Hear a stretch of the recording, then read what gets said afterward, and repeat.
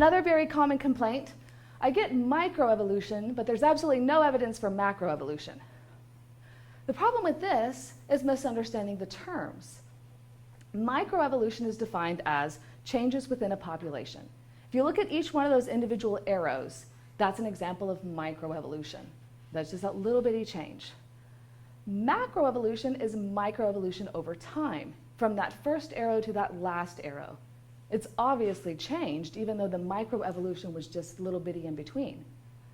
So really, you can't logically believe in one without the other, because that's kind of like believing in inches but not feet. It's just a matter of perspective. As it turns out, though, we do have a lot of evidence for macroevolution. The fossil record is probably our biggest piece of evidence, and we will talk more in depth about this later.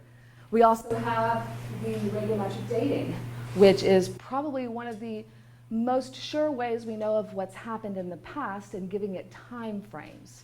It's physics, not so much biology in that case.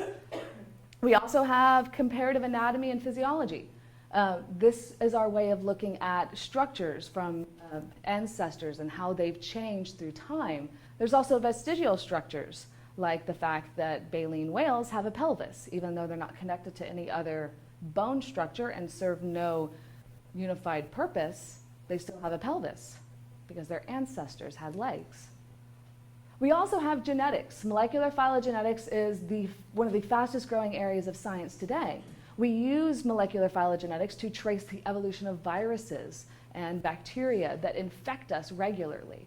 We also use it to trace primate phylogenies from hundreds of thousands of years ago and more. It's one of the most reliable methods of learning about what has happened and historical events.